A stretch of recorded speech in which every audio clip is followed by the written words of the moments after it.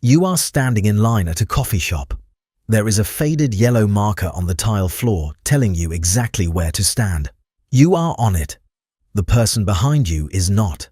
You can hear the exact moment they exhale. You hear their keys jingle. You step forward. You don't look back. You just slide your shoe up a few inches. A second later, you hear their shoe scuff the tile. They step forward too. They are so close that if you turned around to pull your wallet out, you would brush against their jacket. You step forward again. They close the gap again. It is not just that they are standing too close. It is the sudden, quiet realization that a rule you thought everyone agreed on simply doesn't exist for them. This isn't just about the coffee shop. It is about the silent script you have been reading from your entire life and the jarring moment you realize someone else is holding a completely different one. And there's a reason why you're the only one who notices. You see the same thing at dinner. You are sitting across from two people who seem like great friends. They are laughing loudly. They are trading stories about their week. One of them gets up and walks to the restroom. The second the door clicks shut, the one still sitting at the table leans in, and they immediately start tearing the other person apart. Every flaw, every annoyance, laid out on the table next to the water glasses. You sit there. You nod slowly. Then the bathroom door opens.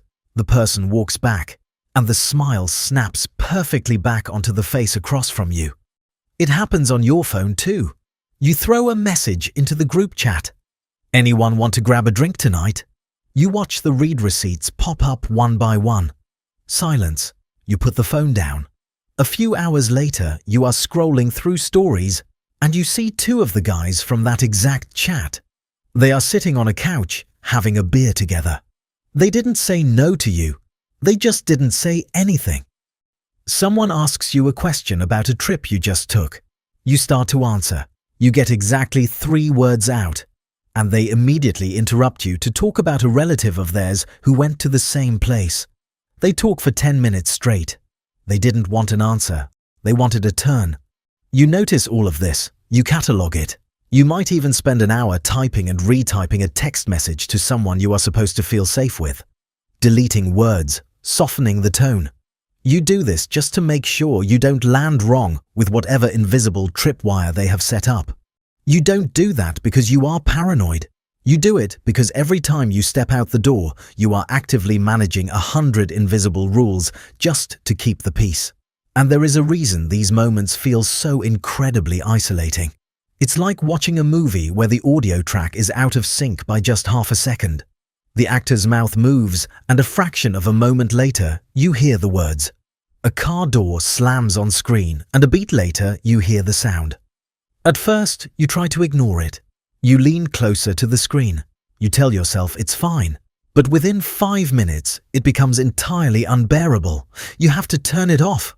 The problem isn't the picture. The picture is crystal clear. The problem isn't the sound. The sound is perfectly crisp. The problem is the gap between the two. That gap is what you are actually dealing with in these moments. It is not the action itself that drains you. It is the contradiction between the surface and the reality. Someone says, "I'll try to make it," and you already know they aren't coming. It's the same gap. The person smiling while tearing their friend apart. The mouth is saying one thing, but the audio is playing something else entirely. They are playing by the rules of politeness. They smiled, they welcomed the friend back to the table, but the underlying reality is completely fractured. Same fracture. The person who waits 7 days to text you back. When they finally do, they type, "I didn't forget about you." The words are the rule. The words say everything is perfectly fine. But the 7 days of absolute silence is the reality. You are left holding both. You are left doing the manual labor of trying to force the audio to match the video. When you spend an hour revising a text message to a friend, you aren't just communicating. You are trying to predict the gap. You know that a simple "okay" will be read as anger. You know that asking a direct question will start a fight. You are managing their reactions before they even have them. You have been operating under the assumption that if you just follow the rules perfectly, the audio and the video will finally line up. If you just ask the right questions, if you just stand exactly on the floor marker, if you just read the room perfectly, everything will finally make sense. And that is exactly where the trap closes.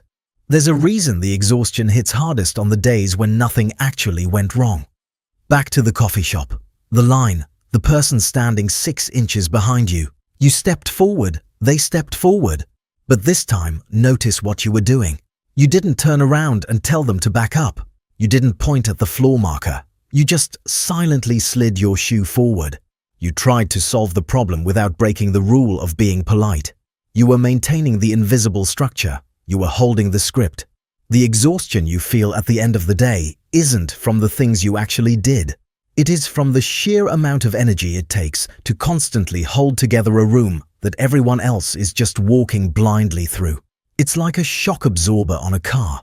It takes the violent impact of the road and turns it into a smooth ride for the passengers. It absorbs all the force so nobody else has to feel the bump. That is what you are doing in every social interaction. You are taking the awkwardness, the tension, the slight, and absorbing it so the other person doesn't have to feel uncomfortable. Every time you laughed at a joke that wasn't funny just to keep the tension down. Every time you nodded while someone talked completely over you. You were doing the work. Every time you swallowed a brilliant point in a meeting because you knew the person speaking needed to feel like they had the floor. You thought you were doing this because it was required. You thought that if you stopped monitoring everything, the world would fall apart. The relationships would shatter. The conversations would crash. The person behind you in line. The person talking over you. The friend tearing down their friend. They aren't reading the room. They aren't adjusting their volume. They aren't revising their text messages. And the world didn't fall apart for them. They just kept moving. The invisible rules you have been exhaustively following don't run the world. They only run you. You have spent your entire life holding the script, making sure you hit every single mark, making sure you never step on anyone else's lines, making sure the performance goes off without a hitch.